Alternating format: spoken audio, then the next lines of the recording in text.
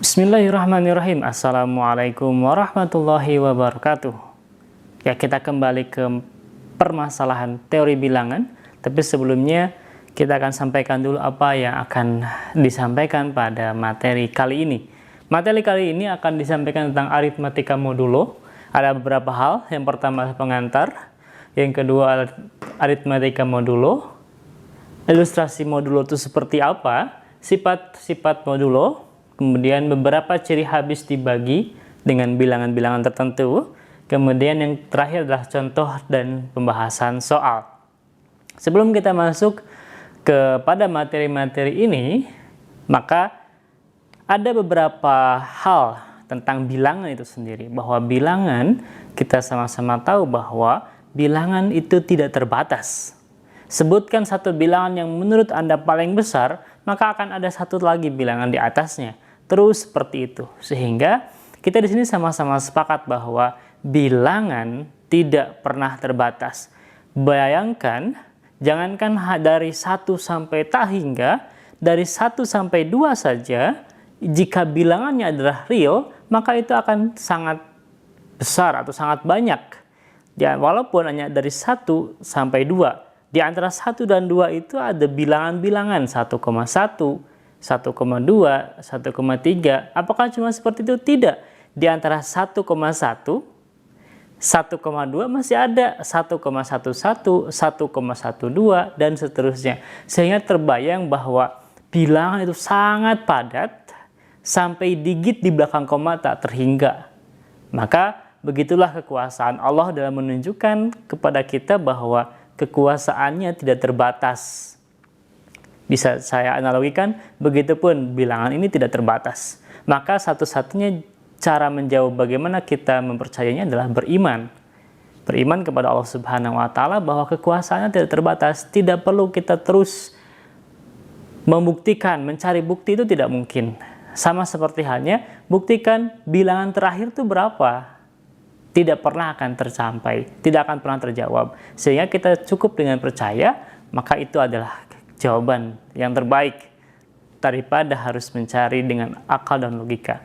Oke, berikutnya adalah karena bilangan itu tidak terbatas, maka beberapa kegiatan harus, ya, beberapa ahli matematik, beberapa kegiatan dalam kehidupan sehari-hari harus ada batasnya. Terbayang tidak jika hari tidak dibatasi menjadi 7? Terbayang jika jam tidak dibatasi dalam waktu 24 jam atau 12 jam.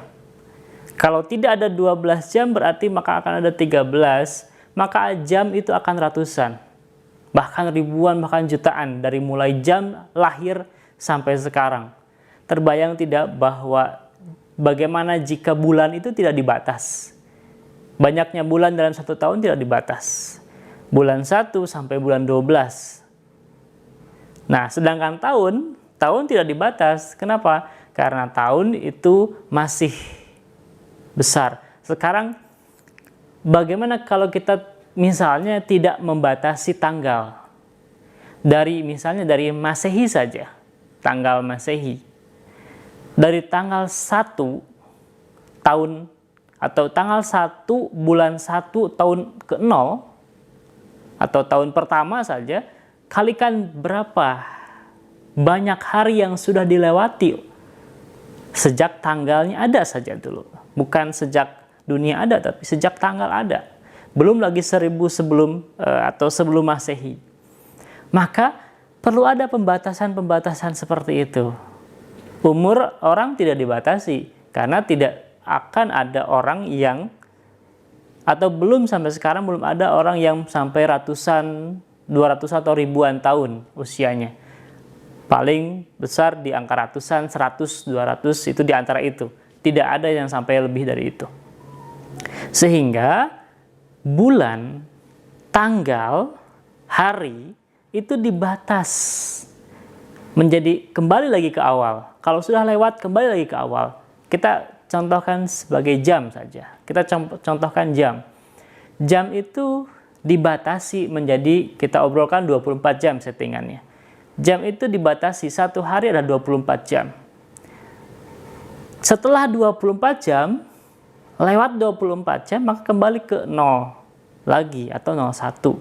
Jam 1, jam 2, jam 3, sampai terus jam 23.59, maka kembali lagi ke jam 00. Balik lagi terus berputar.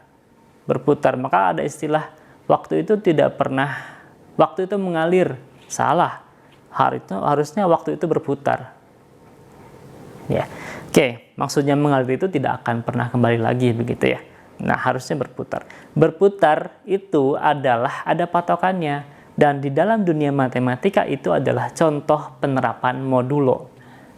Jadi salah satu contoh dalam kehidupan sehari-hari dalam penerapan modulo adalah jam, kemudian tanggal, bulan. Itu adalah yang sangat erat kaitannya dengan penerapan modulo. Karena ketika modulo jam misalnya patokannya adalah 24 jam, maka ketika lewat dari 24 jam, maka kembali lagi ke 1, 2, 3.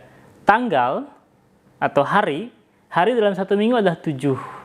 Maka ketika sudah mencapai hari ke-7, maka balik lagi ke hari Senin. Gitu ya, kalau patokannya Senin sampai Minggu atau sampai Ahad. Kemudian bulan juga sama, dari bulan 1 sampai 12. Kalau sudah mencapai sekarang bulan Desember, maka bulan depan adalah bulan 1 lagi. Terus dan seperti itu. Itu adalah penerapan modul dalam kehidupan sehari-hari. Pernah saya sampaikan bahwa akar atau mula gagasan pertama dalam teori bilangan adalah pada algoritma pembagian. Algoritma pembagian yang pernah kita bahas adalah A sama dengan Q kali B plus R. Itu ya. Ini adalah algoritma pembagian di mana R sendiri lebih besar dari sama dengan 0 kurang dari B. Kurang dari B. Artinya R adalah sisa dibagi dengan B, terdiri dengan Q, boleh. Ya, sehingga R adalah sisa residu. Nah, pada modulo kali ini kita akan coba mengganti posisinya menjadi A sama dengan M kali Q plus R, di mana R lebih besar sama dengan 0 kurang dari Q, kurang dari M, kurang dari M. Nah, posisinya sama. Ya, posisinya ini bertukar saja, nggak masalah. Kurang dari M. Ya, ini adalah menyatakan bahwa nanti yang kita akan tuliskan adalah R-nya. Kemarin sempat kita bahas tentang algoritma Euclid, tentang bagaimana proses pencarian EPB dan KPK. Jika R yang sudah mencapai 0, maka di sini adalah merupakan EPB atau yang di atasnya adalah EPB ya, yang di atasnya. Nah, sekarang kita beranjak kepada modulo. Jadi modulo itu manfaatnya apa? Tadi sudah disampaikan. Sekarang bagaimana tentang aritmatika modulonya? Misal tentang modulo ya, sekarang masuk materi inti modulo. Misal ada bilangan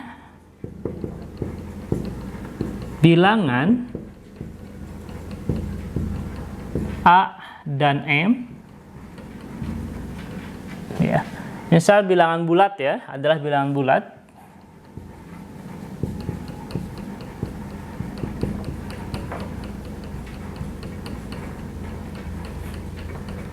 Dengan M lebih besar dari 0 ya. Di sini yang syaratnya adalah hanya M saja lebih besar dari 0. A-nya berarti bebas, yang penting bilangan bulat. Kemudian operasi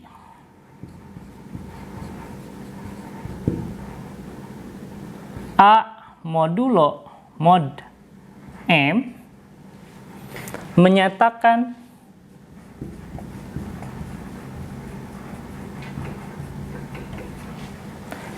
sisa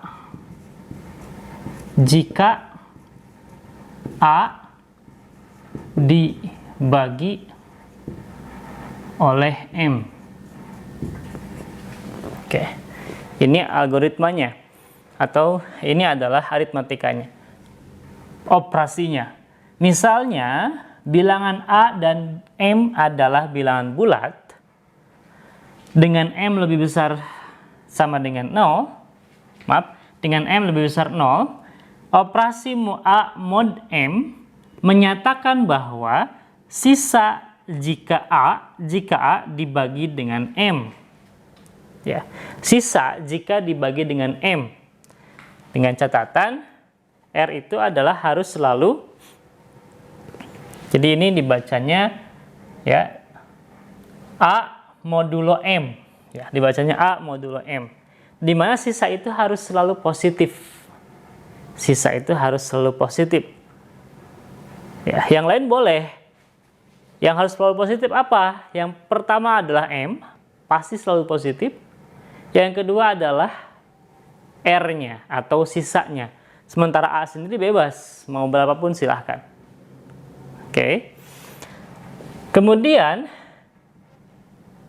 cakupannya atau R sisa sendiri,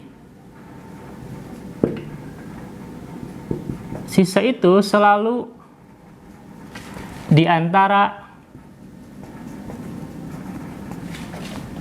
0, 1, 2, 3, seterusnya sampai M-1.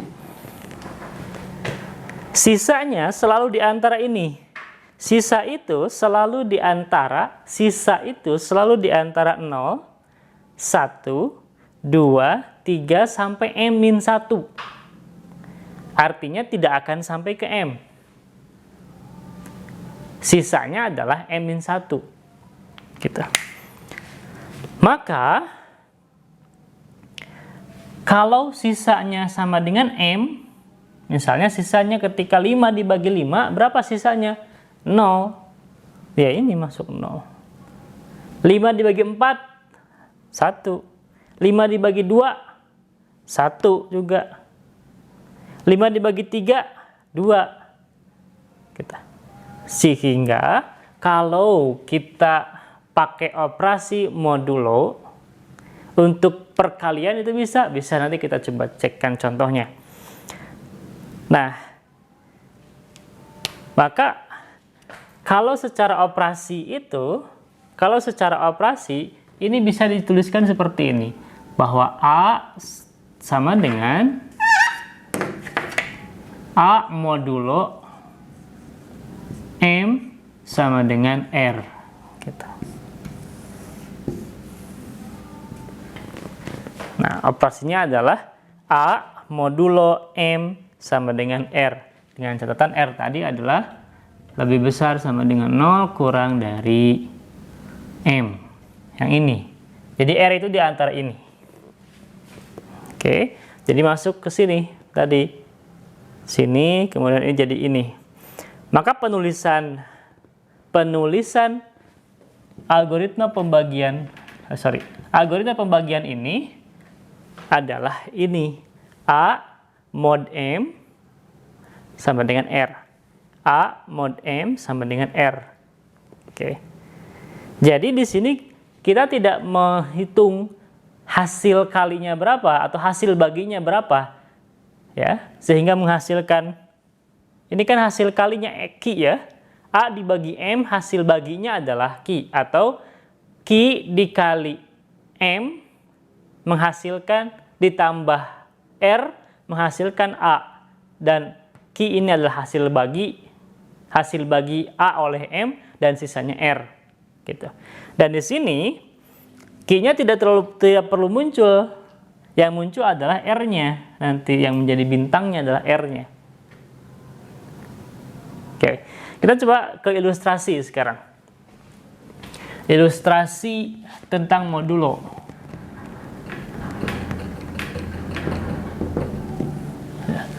Misalnya 27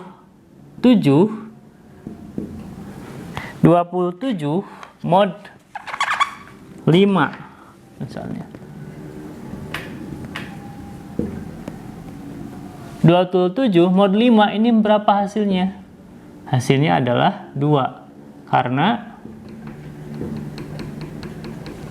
apa? Karena ketika 27 sama dengan 5 dikali 5 tambah 2. Nah, 5-nya ini adalah dari sini. Ini adalah hasil kali. 2 adalah R-nya. Oke. Kemudian contoh lain, misalnya 35 mod 4 misalnya. 35 mod 4. 35 mod 4 yang kelipatan 4, berarti kita harus cari berapa kelipatan 4 yang dekat dengan 35, yaitu 32. Nah, berarti sisanya berapa? Sisanya adalah 3, karena 35 sama dengan 4 kali 8 tambah 3. Gitu. Lagi misalnya 17 mod 18 sama dengan berapa? 17 mod 18. 17 dibagi 18 sisanya berapa? Sisanya adalah 17. Karena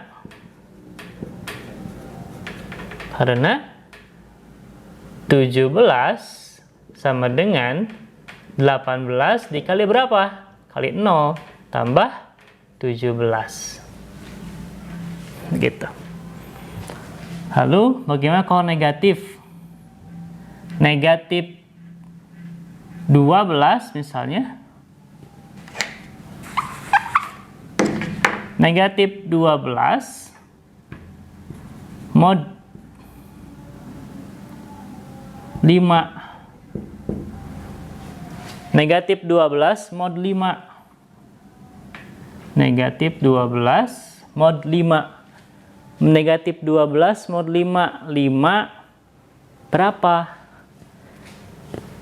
Ini kan min 2. Kenapa min 2? Misalnya, karena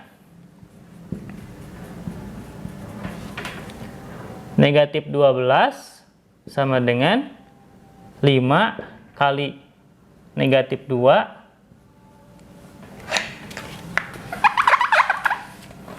karena negatif 12 sama dengan 5 kali negatif 2 tambah negatif 2. Itu ya.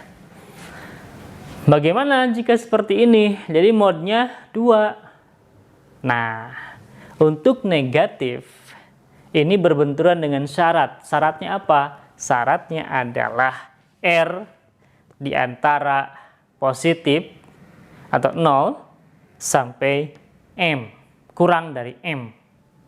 Sehingga nomor ilustrasi yang keempat ini adalah salah penulisannya. Harusnya berapa? Oke, caranya gini.